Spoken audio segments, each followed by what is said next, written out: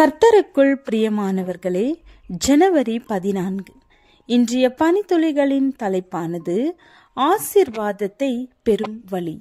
வசனம் உபாகமம் 4வது அதிகாரம் 5வது வசனம். தேவனாகிய கர்த்தர் எனக்கு கற்பித்தபடியே நான் உங்களுக்கு கட்டளைகளையும் நியாயங்களையும் போதித்தேன். மெக்காலே என்பவன் தன் நண்பன் ருடால்ஃபிடம் ஒரு சவால் விட்டான். காலை 8 மணியிலிருந்து மாலை 6 மணி வரை நாம் இருவரும் விறகு வெட்ட வேண்டும். நம்மில் யாரால் அதிக விறகு வெட்ட முடிகிறது என்று பார்ப்போம் என்றான். ருடால்ஃபும் அந்த சவாலை ஏற்றுக்கொண்டான். அடுத்த நாள் காலையில் இருவரும் விறகு வெட்ட ஆரம்பித்தார்கள். மெக்காலே தொடர்ந்து வெட்டி கொண்டே இருந்தான். கொஞ்சம் கூட ஓய்வு எடுக்கவில்லை. மதிய உணவுக்கு மாத்திரம் கொஞ்ச நேரம் வேலையை நிறுத்தினார். சாப்பிட்டு முடித்தவுடன் விறகு வெட்ட ஆரம்பித்து விட்டான். ருடால்ஃப் அப்படி செய்யவில்லை.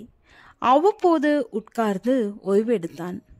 மதிய உணவு சாப்பிட்ட பிறகு கொஞ்ச நேரம் ஓய்வு எடுத்தான். மாலை 6 மணிக்கு பார்த்தபோது தொடர்ந்து வெட்டின மிக்காலையை விட ஓய்வெடுத்து வேலை செய்த ருடால்ஃப் அதிக விறகு வெட்டியிருந்தான். மெக்காலைக்கு ஒரே அதிர்ச்சி. ருடால்ஃப், என்னால் ஒன்றை புரிந்து கொள்ள முடியவில்லை. நான் பார்த்த போதெல்லாம் நீ உட்கார்ந்திருந்தது போல தெரிந்தது. ஆனால் நீ அதிகமாக விறகு வெட்டியிருக்கிறாய். இது எப்படி என்று கேட்டான். அதற்கு ருடால்ஃப், நான் விறகு வெட்டாமல் உட்கார்ந்திருந்ததை தான் நீ பார்த்தாயா? நான் உட்கார்ந்திருந்த போதெல்லாம் கோடாரியை தீட்டு கொண்டிருந்ததை பார்க்கவில்லையா என்று கேட்டான். கோடாரியை தீட்டாதவனை விட தீட்டுகிறவன் குறைந்த நேரத்தில் அதிக வேலை செய்ய முடியும். உங்களுக்கு ஒன்று தெரியுமா? நம் புத்தியை தீட்டுவதற்காக 7ஆம் நாளில் ஓய்வு எடுக்குமாறு தேவன் சொல்லியிருக்கிறார். அன்று தேவனோடு நேரம் செலவிட்டால் தொடர்ந்து நாம் செல்ல வேண்டிய பாதையை அவரிடம் கேட்டு தெரிந்து கொள்ளலாம்.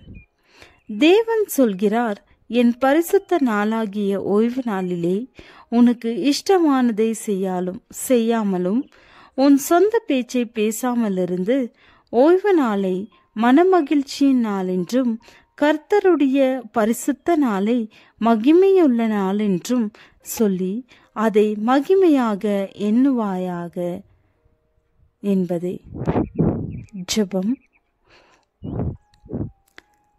தேவனே, உம்முடைய பாதத்தில் அமரும் நல்ல பங்கை தெரிந்து கொள்வேன்.